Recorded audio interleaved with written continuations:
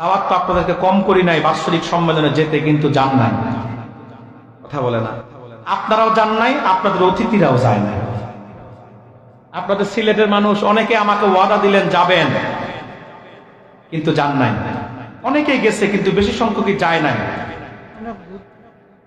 এরপরে অতিথি যাদেরকে দাওয়াত দিছে তিনারাও ব্যস্ততার কারণে যেতে পারে নাই। তবে কিছু লোক না বুঝে এটা নিয়ে সমালোচনা করেছে। আমি আজকে তাদেরকে জানান দিতে চাই, আজকে তো মিডিয়া আছে, মেসেজটা আমি তাদের কাছে দিতে চাই। আপনারা জানেন আমি আমার সম্মেলনের প্রধান অতিথি করেছিলাম আজকের যিনি প্রধান অতিথি ডক্টর আহমদ হাসান চৌধুরী শাহান সাহেবকে। আমাদেরই কিছু ভাই তিনি না যাওয়াতে সমালোচনা করছে যে আমি নাকি তিনাকে দাওয়াত দিছি, যোগাযোগ করি নাই। আবার কিছু লোক ওনারা সমালোচনা করছে, আরে ভাই এত আবেগ কেন আপনাদের? আমি মনে করি কিছু বিষয় আছে স্পর্শকাতর, এ সমস্ত বিষয়ে পক্ষে বিপক্ষে কোনো পক্ষেই মন্তব্য না করা ভালো, ঠিক কিনা বলেন? তিনি যান নাই ব্যস্ততার কারণে, আমি তো নারাজ হই নাই। আমি আশা করে দাওয়াত দিয়েছি, বৃহস্পতিবার মাহফিলের প্রথম দিন আমি নিশ্চিত তিনি যাবেন। এখন হঠাৎ করে হুজুর আসতে হয়েছে কেন? আপনারা সেটা শুনেছেন যে শনিবারে সুবহানীঘাট মাদ্রাসার প্রিন্সিপাল হুজুরের বিদায় অনুষ্ঠান ছিল। হুজুর হঠাৎ করে তাকে তলব করছে যে শাহান কি আসবে না? অর্থাৎ ওনার কথাটা আমি বললাম। উনি এটা শোনার সাথে সাথে শুক্রবার জুমার পরে ফ্লাইটের টিকিট কেটেই তিনি সিলেট চলে আসছেন। আমাকে সকালবেলা ওনার পিএস সাহেব ভাই ফোন করেছে। আমি অনেক রিকোয়েস্ট করেছি হুজুর অন্তত এসে দোয়াটা করে চলে যাক, এবং আমি পাঁচতলা যে মসজিদ মার্কাজে সুন্নাহ কমপ্লেক্সে সেটা ভিত্তিপ্রস্তর স্থাপন ওনাকে দিয়ে করাবে, এটা সারা বাংলার মানুষ জানে, অন্তত এই কাজটা তিনি করে যান। কিন্তু আপনার হুজুর যেতে পারে নাই ব্যস্ততার কারণে, সময়ের অভাবে। তো 1 বছর যেতে পারে নাই, সমস্যা কি? ভবিষ্যতে যাবে, কথা বলে না। আমার সাথে গতকাল যখন দেখা হয়েছিল হুজুরের সাথে, আমাকে বলতেছে উনি তো খুব নরম তবিয়তের মানুষ, অত্যন্ত উদার মানুষ, ঠিক কিনা বলেন? আমাকে বলতেছে যে আমি অবশ্যই একদিন যাব। আমি বললাম হুজুর আপনাকে দিয়ে তো আমি 5তলা মসজিদ তার ভিত্তিপ্রস্তর স্থাপন করব।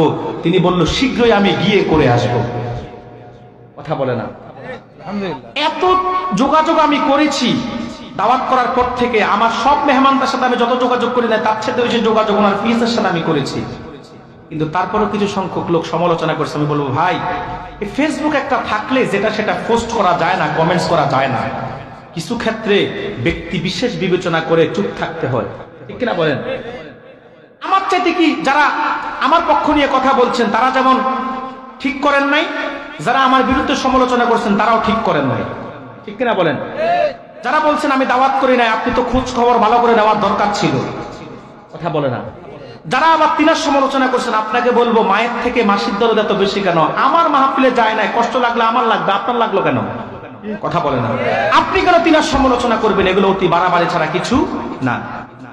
তো ইনশাআল্লাহ হুজুর যাবে, কারণ তিনাদের জন্য আমাদের স্যাক্রিফাইস থাকবে না তো কার জন্য থাকবে?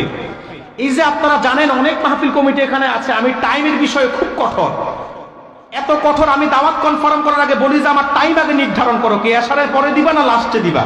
যখন দিবা আমি তখনই যাব।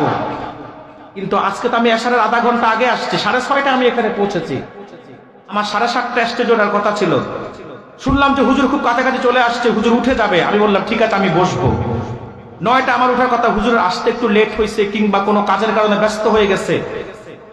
অন্য কোনো মাহফিল হলে বা অন্য কোনো আলোচকের জন্য হলে তো আমি অপেক্ষা করতাম না, কিন্তু আমি তিনার প্রতি অগাধ ভালোবাসা আছে বিদায় আমার কালকে সেই খাগড়াছড়ি পার্বত্য চট্টগ্রামে মাহফিল, কুয়াশাচ্ছন্ন রাতে আমাকে কুমিল্লায় ফিরতে হবে, তারপরে খাগড়াছড়িতে কালকে বিকালে যেতে হবে দিনে। তারপরও তো আমি 3 ঘন্টা 3.5 ঘন্টা 4.5 ঘন্টা সেই 6:30 থেকে 11টা পর্যন্ত আমি অপেক্ষা করি নাই। কারণ তিনারা আমাদের মাসলাকের মুরব্বী, আমাদের চাইতে তিনাদের ব্যস্ততা বেশি, আমাদের সময়ের চাইতে তিনাদের সময়ের দাম বেশি, কথা বলছেন না কেন? তিনাদের জন্য স্যাক্রিফাইস থাকবে না তো থাকবে কার জন্য, ঠিক কিনা বলেন?